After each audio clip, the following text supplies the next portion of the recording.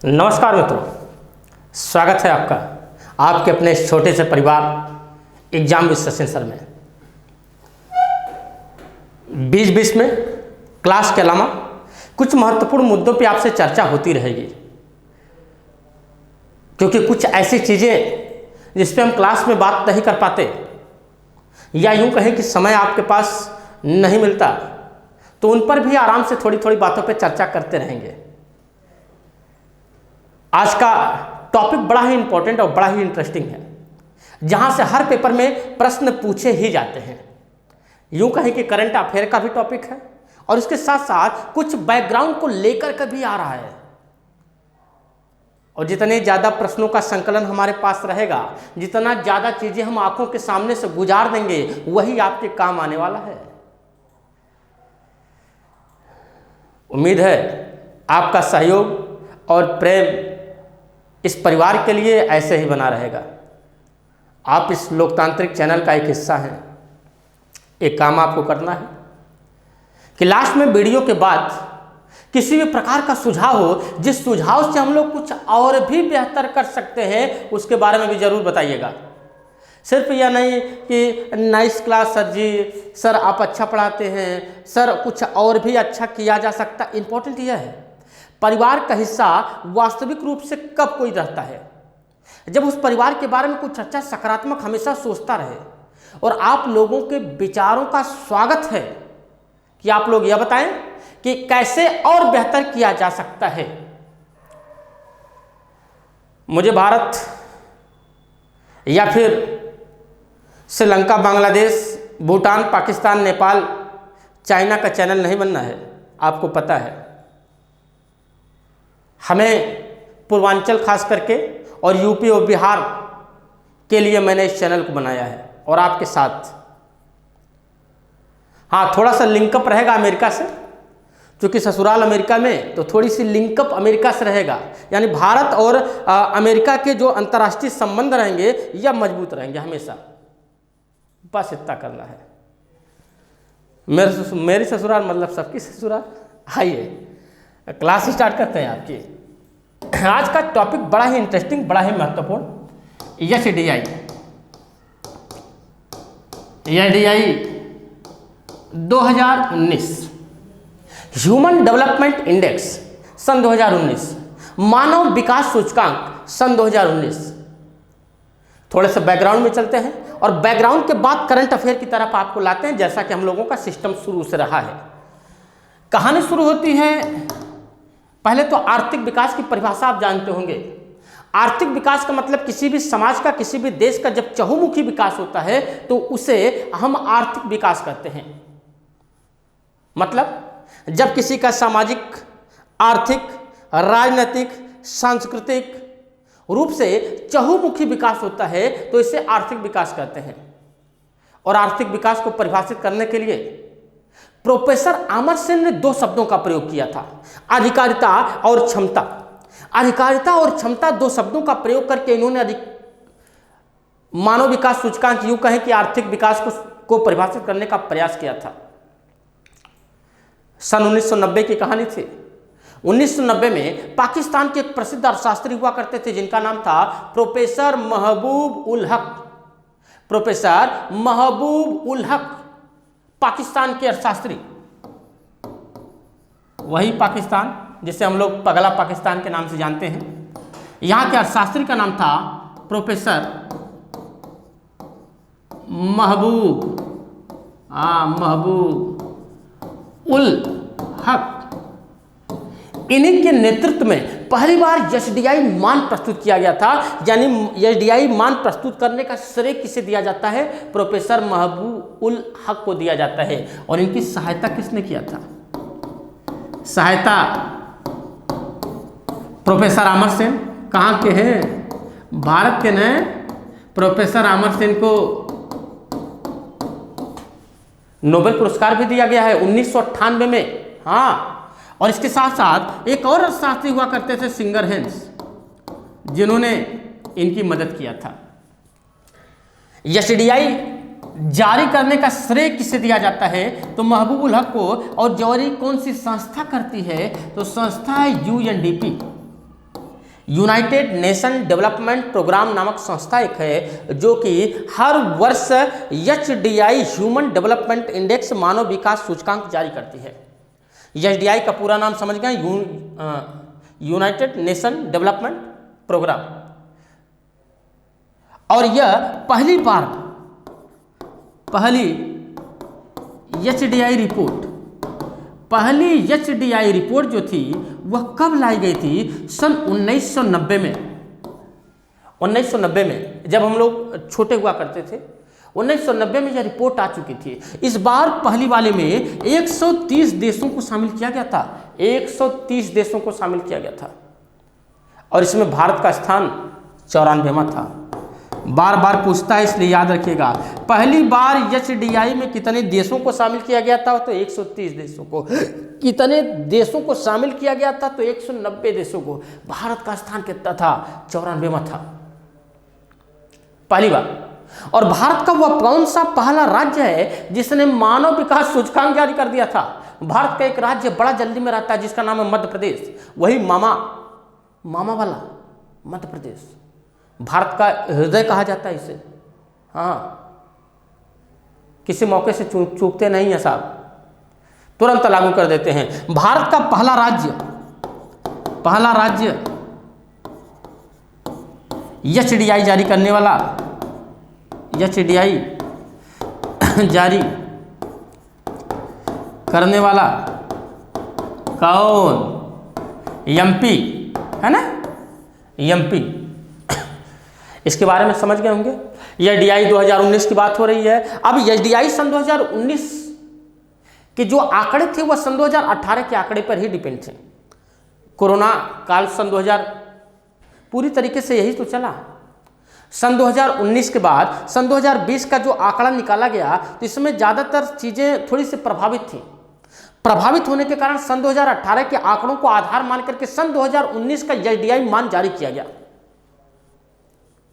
और इस मान में कितने मानक रखे जाते हैं? तो अभी PCS सन 2020 में क्वेश्चन आया था, अभी MP PCS का हुआ है वहां भी क्वेश्चन आया था। मतलब एकदम सदाबहार क्वेश्चन है HDI से। 100% हर पेपर में एक न एक यहां से पूछा जाना तय है।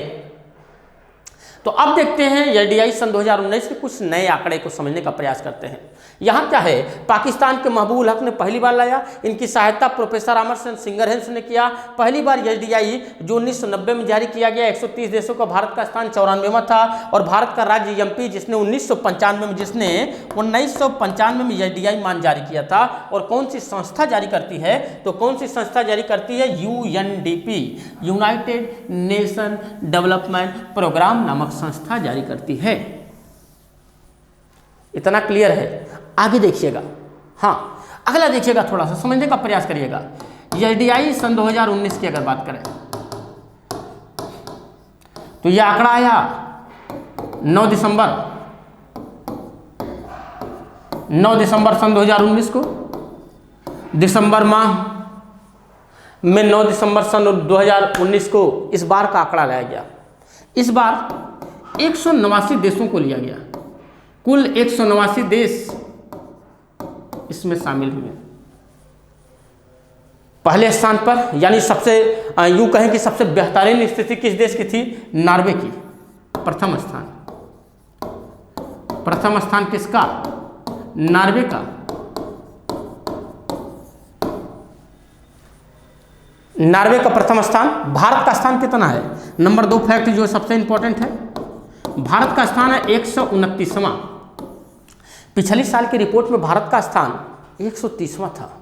इस बार की रिपोर्ट में 129वां स्थान भारत का है। और लास्ट में यानी तीसरा पॉइंट आपको सबसे ज़्यादा इंपॉर्टेंट कौन सा है? नाइजर।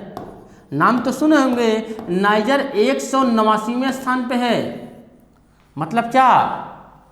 सबसे प्रथम स्थान पे सबसे बेहतर स्थिति में है नॉर्वे। भारत का स्थान 129वां है और नाइजर की स्थिति 189वें स्तर पे है। यानी कुछ इसका मानक तय होगा और इस मानक में भारत मध्यम वर्गीय विकास वाले देशों की श्रेणी में आता है। भारत कहाँ आता है? मध्यम वर्गीय देश, मध्यम वर्गीय देशों की श्रेणी में भारत मध्यम वर्गीय देशों की श्रेणी में आता है। आप जानते हैं ना एसडीआई का जो यह एसडीआई है ना, एसडीआई का अधिकतम मान, एसडीआई का अधिकतम मान, एसडीआई का अधिकतम मान कितना होता है? 1 होता है, बस 1। और न्यूनतम मान कितना होता है? न्यूनतम मान कितना होता है? न्यूनतम मान 0 होता है। याद रखिएगा, भूलना नहीं है आपको। एसडीआई सन 2019 का आंकड़ा 9 दिसंबर सन 2019 को यूएनडीपी के द्वारा जारी किया गया। इस बार 189 देशों को इसमें लिया गया, जिसमें प्रथम स्थान पे नॉर्वे है, भारत का स्थान 129वां है, नाइजर 189वां यानी सबसे बदतर स्थिति में है। भारत मध्यम वर्गीय देशों की श्रेणी में आ रहा है और एसडीआई का अधिकतम मान 1 होता है, जबकि न्यूनतम मान एसडीआई का 0 होता है। भारत का मान पूछेगा आपसे, एसडीआई में पूछेगा आपसे कि भारत के पड़ोसी देशों का एसडीआई मान कितना है। भारत एक बेहतरीन संगठन से जुड़ा हुआ है जिसका नाम है ब्रिक्स। ब्रिक्स संगठन में भारत का कौन सा स्थान है और ब्रिक्स में भारत से बेहतर स्थिति किसकी है, किसकी बदतर स्थिति है। इसी तरीके से पूछेगा भारत के पड़ोसी देशों में कितने ऐसे देश हैं जिनकी स्थिति भारत से बेहतर है। तो ऐसे आंकड़े वाले प्रश्नों को देखने के लिए, ऐसे प्रश्नों का उत्तर देने के लिए भारत के पड़ोसी देशों का मान भी आपको याद रखना पड़ेगा, और खास करके ब्रिक्स का। पूरे विश्व का मान याद रखने की जरूरत नहीं है, ब्रिक्स और इसके साथ साथ आप भारत के पड़ोसी देशों का अगर मान याद है तो 100% यहाँ से एक भी क्वेश्चन आपका बाहर नहीं जाएगा, यह गारंटी है। समझ में आया? आइए कुछ और देखते हैं, कुछ और देखते हैं। इसका फार्मूला क्या होता है? इसका फार्मूला क्या होता है?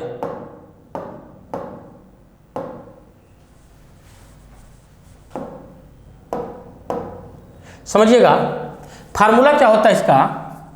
तो फार्मूले पे थोड़ा सा फोकस करते हैं। एसडीआई बराबर एसडीआई बराबर अधिकतम मान होता है, एक होता है न्यूनतम मान होता है, एक वास्तविक मान होता है। 3 प्रकार के मान होते हैं, याद रखिएगा। एक होता है वास्तविक मान, वास्तविक मान माइनस न्यूनतम मान, वास्तविक मान माइनस न्यूनतम मान बटा अधिकतम मान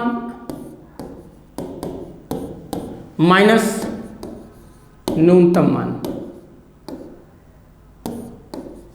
बस इसी के इर्द गिर्द सब कुछ घूमेगा। यानी जो अभी अभी आपने लिखा कि एसडीआई का न्यूनतम मान 0 होता है और अधिकतम मान जो 1 होता है, इसी के इर्द गिर्द ही घूमेगा। यह वास्तविक मान माइनस न्यूनतम मान बटा अधिकतम मान माइनस न्यूनतम मान, यही फार्मूला होता है। और एसडीआई की अगर मानक की बात कर दें, इस एसडीआई के मानक की बात करें अगर, तो मानक आपके 3 होते हैं। पहला मानक होता है शिक्षा। शिक्षा कहीं कहीं यह आएगा साक्षरता दर के रूप में। शिक्षा को कहा जाएगा साक्षरता दर। साक्षरता दर के बारे में मालूम है, आप कितने पढ़े लिखे हैं। किसी भी समाज का निर्धारण इससे ही किया जाएगा कि आप कितने पढ़े लिखे हैं, और पढ़ाई लिखाई के साथ साथ आपके कितनी समझ बेहतर विकसित हुई है, इस पर भी तो चर्चा किया जाएगा। कहते एक पढ़ा लिखा व्यक्ति जो समझदार हो सकता है वह समाज पे अच्छा प्रभाव डालेगा, यही तो मान्यता है। तो शिक्षा का आधार से आपके समाज की बेहतरी देखी जाएगी। और शिक्षा का आंकड़ा जो है वह यूनेस्को नाम की संस्था जारी करती है। नाम मालूम है? United National Educational Scientific and Cultural Organisation नामक संस्था शिक्षा का आंकड़ा जारी करती है। नंबर 1। दूसरा मान है आपका प्रति व्यक्ति आय। प्रति व्यक्ति आय और डायरेक्ट शॉर्ट में देगा कि आय ने, डायरेक्ट शॉर्ट में देगा आय। वैश्विक स्तर पर प्रति व्यक्ति आय के आंकड़े निकालने का श्रेय किसे दिया जाता है? तो यह वर्ल्ड बैंक को इसका आंकड़ा निकालने का श्रेय दिया जाता है। हाँ, और दूसरा क्या है, तीसरा क्या है? जीवन प्रत्याशा। अरे जीवन प्रत्याशा, जीवन प्रत्याशा का मतलब होता है कि आपका स्वास्थ्य, डायरेक्ट एमपीपीसीएस में यह आया था, आपका स्वास्थ्य मतलब समझते हैं, किसी भी व्यक्ति के जीवन जीने की औसत आयु को जीवन प्रत्याशा कहते हैं। किसी भी व्यक्ति के जीवन जीने की औसत आयु को जीवन प्रत्याशा कहते हैं। जितना अच्छा स्वास्थ्य उतनी लंबी जिंदगी, जितना खराब स्वास्थ्य उतना पहले निपट जाएंगे, है ना। आत्मा परमात्मा से कब तक दूर रहेगी? कब तक आपको कैवल्य की प्राप्ति नहीं होगी? कब तक आपको मोक्ष की प्राप्ति नहीं होगी? जब तक आपका स्वास्थ्य बेहतर रहेगा तब तक। स्वास्थ्य गड़बड़ाया, डायरेक्ट यमराज अपना भैंसा लेके डायरेक्ट आ जाएंगे, कहेंगे अब चलो टाइम हो चुका है। और इन तीनों मानकों के आधार पे शिक्षा, प्रति व्यक्ति आय, जीवन प्रत्याशा, तीनों मानकों के औसत आकार के आधार पे क्या किया जाता है? एचडीआई का मान इस फार्मूले में सेट किया जाता है और फार्मूले से फिर निकाला जाता है क्या? एचडीआई मान। और इस बार का 9 दिसंबर सन 2019 का जो मान जारी हुआ, इसी आंकड़े के आधार पे जारी हुआ। इतना कंप्लीट हो जाएगा, कोई कंफ्यूजन तो नहीं होगा ना? अरे एकदम सरल है, कुछ नहीं है इसमें, बस हर पेपर में का क्वेश्चन आ जाते हैं, इसलिए हमने आपको अलग से बता दिया जी। आगे देखिएगा, इसे आपको बनाना है, स्क्रीनशॉट ले लीजिएगा, स्क्रीनशॉट ले लीजिए।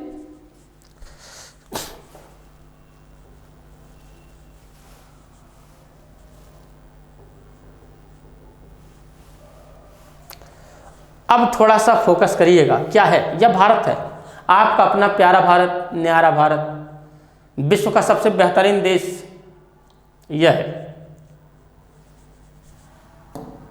भारत के पड़ोसी देशों की संख्या कितनी? 9 है, जिसे कहते हैं बचपन में एमबीए। बचपन में एमबीए, यह भारत के स्थलीय पड़ोसी देश है। भारत के स्थलीय पड़ोसी देशों की बात बताएं, स्थलीय पड़ोसी देश। स्थलीय पड़ोसी देश भारत के कितने हैं? तो कुल मिलाकर के 7 है, मालूम है। बचपन में एमबीए, अरे बचपन में कर लिया था एमबीए, पढ़ के एकदम राजा हो गया था। राजा बेटा, पढ़ोगे लिखोगे होगे हाँ नवाब। यह है बचपन में एमबीए। बांग्लादेश है, चाइना है, यह बांग्लादेश है, सबसे ज़्यादा सीमा इसी की स्पर्श करती 4096 किलोमीटर। फिर चाइना की सीमा, फिर यह बांग्लादेश है, चाइना है, पाकिस्तान है, नेपाल है, म्यांमार है, भूटान है और अफगानिस्तान है। 106 किलोमीटर सबसे कम और 4096 किलोमीटर सबसे ज़्यादा। यानी कि भारत के यह पड़ोसी 7 देश स्थलीय है। 2 जलीय देश हैं, कौन सा? एक श्रीलंका है, एक मालदीव है। एक श्रीलंका, एक मालदीव। और हमने आपसे कहा कि प्रश्न कई बार पूछा जा चुका है कि भारत के पड़ोसी कितने देश हैं जिनका एचडीआई मान भारत से बेहतर है? कमेंट बॉक्स में आप आंसर बताएंगे। क्या भारत के पड़ोसी देश कितने हैं जिनका एचडीआई मान भारत से बेहतर है? तो अब देख लीजिएगा, इस बार के मान में भारत का स्थान 129 है और यह आपका है पाकिस्तान, यह पगला पाकिस्तान। पाकिस्तान का मान है 152। यहाँ से है आपका यह वाला पार्ट है आपका अफगानिस्तान। अफगानिस्तान का मान 170 है। यानी भारत के पड़ोसी देशों में सबसे बदतर स्थिति अफगानिस्तान की है। सबसे बेहतर आप बताइए? नेपाल है, यह वाला पार्ट नेपाल है। नेपाल की स्थिति 147 है, यानी भारत से खराब है। पाकिस्तान की भी खराब है, अफगानिस्तान की तो सबसे खराब है। फिर क्या है? 134 है आपका भूटान। भूटान 134 है, यानी भारत से बहुत ज़्यादा खराब नहीं, परंतु खराब है ना। अरे खराब है ना, बस इतने संतुष्टि मिलती है हमको। इधर 135 है बांग्लादेश, यह बांग्लादेश है ना। बांग्लादेश का एचडीआई मान 135 है, इधर 129 है, यानी इसकी यह भी बदतर है। 145 है म्यांमार, यह बगल में म्यांमार है ना। म्यांमार का एसडीआई मान 145 है और भारत का 129 है, यानी यह भी 72 है। परंतु चाइना हमसे इस मान में बेहतर है। चाइना का स्थान है 85। और तो और यहाँ श्रीलंका, ये श्रीलंका है। श्रीलंका का मान 71 है। 71 मान श्रीलंका का है और 104 मान मालदीव का है। यह मालदीव है आपका, मालदीव 104, श्रीलंका 71 और चाइना 85, यानी 1 2 3 आंसर मिला। 3 ऐसे देश हैं जिनका एसडीआई मान भारत से बेहतर है। आज के बाद ऐसे क्वेश्चन गलत नहीं होंगे। हर साल आंकड़े बदलने पड़ेंगे, यानी 1 साल तक ये आंकड़े आराम से आप याद रखिएगा। कोई भी पेपर होगा, एक क्वेश्चन यहाँ से 100% फिक्स है। कोई भी पेपर उठा के देख लीजिए आप, ऑटोमेटिक आंसर मिल जाएगा। हो जाएगा ना। अगला देखिएगा, यह है, इसे आप कर लीजिएगा, लिख लीजिएगा पहले। भारत में जीवन प्रत्याशा स्कूल की अवधि 12.6 है।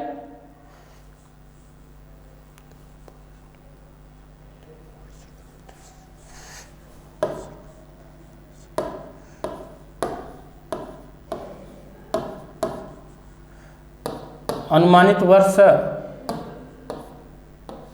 12.3 वर्ष है। यह प्रति व्यक्ति आय है आपका, प्रति व्यक्ति आय है 2829 डॉलर है। यह डॉलर है। कुछ क्वेश्चन ऐसे भी आएंगे कि अंतर्राष्ट्रीय स्तर पर मानक क्या निकाला जा सकता है और कैसे और क्यों। तो समझिएगा बात को कि क्या, क्यों और कैसे क्या है। तो पहले तो यह देख लिया जाए, विश्व में औसत जीवन प्रत्याशा। विश्व में औसत जीवन प्रत्याशा, मैंने आपसे बताया कि 3 ही मानक होते हैं, या तो औसत जीवन प्रत्याशा होता है, या तो आपकी साक्षरता दर होता है, या तो प्रति व्यक्ति आय होता है। तो विश्व की औसत जीवन प्रत्याशा जो है वो 72.6% है। 72.6% विश्व की जीवन प्रत्याशा है। और भारत की जीवन प्रत्याशा तुलनात्मक देखते रहिए, भारत की जीवन प्रत्याशा वर्तमान में बढ़ करके कितनी हुई है, 69.4। विश्व वाले 72.6 और हम 69.4 पे पहुंच चुके। बस थोड़ा सा अंतर हम इसे प्राप्त कर लेंगे जी। सबसे ज्यादा जीवन प्रत्याशा जापान की है। जापान की जीवन प्रत्याशा 83 वर्ष प्लस है। यानी सोचिए कि वहां पर सबसे ज्यादा भूकंप आता है, सबसे ज्यादा सुनामी से प्रभावित देश रहता है, उसके बाद भी जीवन प्रत्याशा उसकी बेहतर है।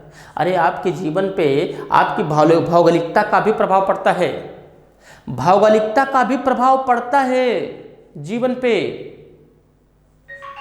और सबसे इंपॉर्टेंट बात क्या है, सबसे इंपॉर्टेंट बात क्या है कि यदि किसी व्यक्ति का स्वास्थ्य अच्छा है तो उसका जीवन भी अच्छा रहेगा। और एक मानी हुई बात यह भी है कि पुरुषों का जीवन कम रहता है, महिलाओं का जीवन ज्यादा रहता है। क्यों? एक प्रश्न है ना कि पुरुष औसत आयु अगर देखा जाए पुरुषों की कम रहती है, जबकि महिलाओं की औसत आयु ज्यादा रहती। क्यों? कारण सीधा सीधा है। हाँ, कारण सीधा सीधा है कि महिलाएं टेंशन लेती नहीं हैं, टेंशन देती हैं। और पुरुष क्या कहते हैं कि पुरुष अंदर अंदर टेंशन लेते हैं। महिलाएं टेंशन दे करके मुस्कुरा के निकल ली और पुरुष टेंशन लेकर के बैठ गए चुपचाप। आने वाले भविष्य में क्या होगा, पुरुष जल्दी निपट जाएगा, महिलाएं लेट में जाएंगी। महिलाओं की पर जिम्मेदारी बढ़ती जाएगी क्योंकि पुरुष तो चला जाएगा नहीं। बड़ी खतरनाक स्थिति है, इसलिए टेंशन लेना बंद करिए। यह पॉलिसी होती है। अब देखिएगा स्कूलिंग अवधि 12.7 वर्ष यह स्कूलिंग अवधि है। मतलब एक औसत स्कूल में रजिस्टर्ड संख्या अटेंडेंस कर सकते हैं। यह प्रति व्यक्ति आय वैश्विक स्तर की, अगर प्रति व्यक्ति आय की बात करेंगे तो प्रति व्यक्ति आय वैश्विक स्तर पे 1000 यानी यूं कहें कि 15,745 डॉलर वैश्विक स्तर की प्रति व्यक्ति आय का मानक कितना है, $15,745।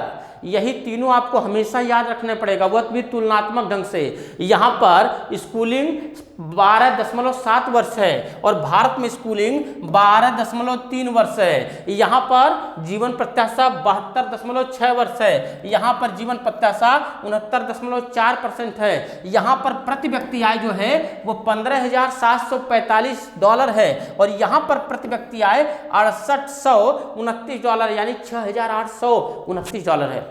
भारत में प्रति व्यक्ति आय औसत आय जो है $6,829 है। समझ में आया? बस आपको इतने फार्मूले याद करने पड़ेंगे, ज़्यादा नहीं।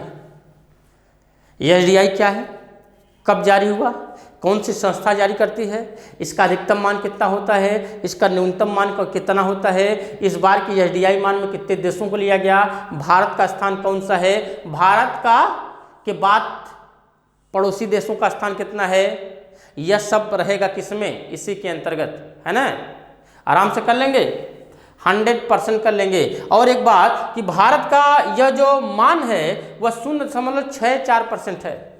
भारत का जो 1% अधिकतम है और न्यूनतम मान 0% है ना, इसमें 0.647% भारत का मान है, इसलिए यह भी याद रखिएगा। बस एक छोटा सा टॉपिक था, इस छोटे से टॉपिक को आराम से आप तैयार कर लेंगे, नोट्स में ज़रूर बना लीजिएगा, खास करके करंट अफेयर वाले नोट्स में इसको ऐड कर लीजिएगा। बेहतरीन टॉपिक था। चलिए फिर मिलते हैं अगली क्लास में आपको क्यों कुछ ही ऐसे ज्वलंत मुद्दों के साथ। तो प्रयास करिएगा ज़्यादा से ज़्यादा लाइक, शेयर और सब्सक्राइब भी किया जाए। दोस्तों से बताएं अपने कि यह पूर्वांचल, प्रमुख रूप से पूर्वांचल का चैनल आ चुका है और यूपी बिहार को टारगेट करने वाले लोग हैं। इस छोटे से परिवार में सारे लोगों का स्वागत है। फिर मिलते हैं अगली क्लास में, तब तक के लिए जय हिंद, जय भारत, नमस्कार, धन्यवाद।